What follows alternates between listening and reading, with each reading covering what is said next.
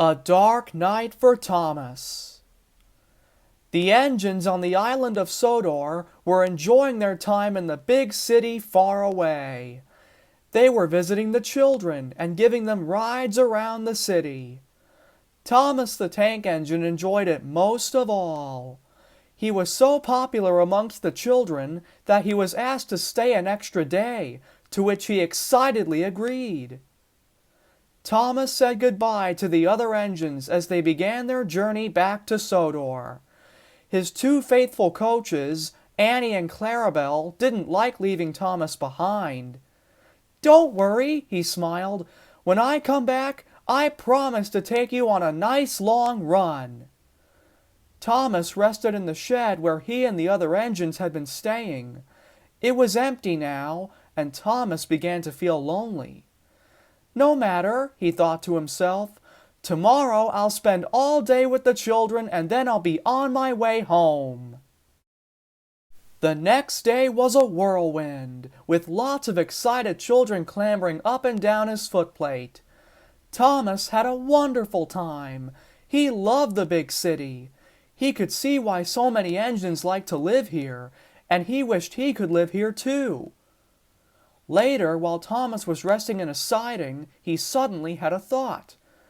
"You know," he told his driver and fireman, "I haven't seen any other steam engines here. I wonder where they are." His driver and fireman looked at each other nervously. "Never mind about that, Thomas," said his driver. "Just enjoy your time with the children." Soon the day came to an end. Thomas whistled goodbye to the children and he set off for home. That's when the trouble began. As night fell, dark clouds loomed overhead and a thick fog descended. Thomas couldn't see the line ahead, nor could the signalman, and as a result, he accidentally switched Thomas onto the wrong line. Unaware of the signalman's mistake, Thomas carried on, none the wiser of what he would discover at the end of the line. Soon Thomas arrived in an unknown area. He couldn't be sure, but he had a horrible feeling that someone was watching him. The fog was so thick that Thomas couldn't see the signs all around him that read, "Diesels this way." Suddenly, he felt something whoosh past him. Thomas stopped abruptly. "What was that?" he quivered. No one answered. Then he felt the whoosh again. "Who's there?" Still no one replied. Only the sounds of machines whirring filled the night air. Thomas felt very uneasy. Then the fog slowly lifted. Thomas realized where he was and gasped. "Oh no!" he cried. "We're in the scrap yards!" And he was right. Thomas had wandered into the center of a huge scrap yard, much bigger than any of the scrap yards on Sodor. As Thomas rolled along the sidings, he could see rows and rows of rusty old steam engines, each with the word "scrap" written along their boilers. Now Thomas knew why there were no other steam engines in the big city. There weren't many steam engines left. Thomas's heart shattered at this realization. His driver and fireman stepped out of his cab and inspected the scene before them. "We're so sorry, Thomas," said his fireman. "We wanted to tell you earlier, but we didn't know how." "You're lucky to be working on the island of Sodor," added his driver. "You don't have to worry about being scrapped. Sir Topham Hatt would never allow it." Thomas began sobbing uncontrollably, his tears flowing from his eyes like a waterfall. "I've heard stories about engines being scrapped," he cried, "but I didn't know they were true. I don't want to live in the big city anymore. I want to go home." Just then, Thomas heard a growl and a snore and the blare of a horn. A diesel that Thomas had never seen before came up behind him. He had an evil grin on his face, which made Thomas feel most intimidated. "Well, well, well, what do we have here?" said the diesel menacingly. "We don't get many steam engines around here. You know what steam engines are good for these days?" Thomas was too frightened to reply, but he already knew the answer. "They're good for scrap!" And with that, the diesel buffered up to Thomas and started pushing him further into the scrapyard. His driver and fireman didn't have time to get back into his cab, and they watched in horror as the diesel rolled out of sight, taking Thomas with him. "Stop! Stop!" Thomas pleaded, but the diesel wouldn't listen. He gave a sinister laugh as he pushed Thomas into a massive smelting shed.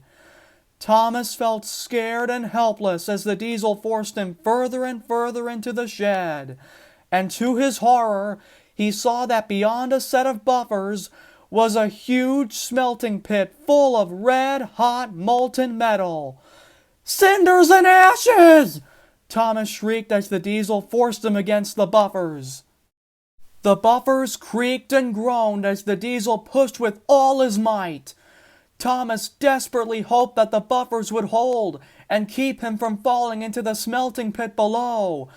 Suddenly there was an almighty crack! Thomas watched in horror as the buffers broke away from the tracks and fell into the smelting pit. The diesel grinned devilishly. He knew that in a matter of moments, the little blue tank engine would meet his fate. "Bye-bye, little steamy," he laughed, and prepared to push Thomas again, who was now half on and half off the edge of the track. "Help! Somebody! Help!" Thomas screamed as he shut his eyes and waited for his inevitable doom. Suddenly, he heard a familiar voice. "Leave my friend alone!" Thomas and the diesel looked back and saw Boko racing towards them. "Boko!" Thomas shouted frantically. "Help me!" Boko sprang into action and began pulling the diesel away from Thomas. The diesel resisted all he could, but Boko was stronger, and he pulled the diesel out of the smelting shed. Then he raced back inside to save his friend Thomas. Thomas was hanging on for dear life as Boko buffered up to him. "Hold on, Thomas," said Boko. "I've got you." Boko pulled his hardest, and soon Thomas was fully back on the track. The engines felt a sense of relief, but their relief was soon over. The diesel was enraged by Boko foiling his plans. He wanted Thomas gone, and he wasn't about to let another diesel get in his way. He backed up to the entrance of the smelting shed, ready to strike. "I'm gonna get you, little steamy!" he screamed, and he charged forward as fast as he could towards Thomas and Boko. Thomas was terrified, but Boko was calm. He quickly sized up the situation and knew just what to do. Boko and Thomas reversed as fast as they could and switched onto the other line. The diesel shot past them and screamed in horror as he flew off the tracks and fell headfirst into the smelting pit below. Thomas and Boko watched as the diesel sank into the molten metal, screaming in agony. After the engines caught their breath, they rolled slowly out of the smelting shed. When they got to the entrance, they stopped. Boko looked at Thomas, who was so sad that he looked as though he was about to cry. "Are you all right, Thomas?" asked Boko. Thomas was silent for a few moments, but before he could reply, another voice spoke up. "Thomas the Tank Engine." Thomas gulped. There, stepping down from Boko's cab, was Sir Topham Hatt. He stood in front of Thomas and was about to say something when Thomas burst into tears all over again. "Oh, sir," He sobbed. "I'm so sorry. I was sent down the wrong track and I ended up in the scrapyard and found all these steam engines waiting to be scrapped and—" "That's enough now, Thomas," said Sir Topham Hatt calmly. "I heard about everything that happened, and I apologize for not telling you sooner. You know very well that I would never scrap any of my engines, but as you can see, things are a lot different here in the big city." "Yes, sir," said Thomas. "I know that now. Can we please go home now?" Sir Topham Hatt smiled. "Of course, Thomas." And with that, Thomas and Boko puffed away from the big city and towards the safe haven of the island of Sodor, a place that Thomas will always call home.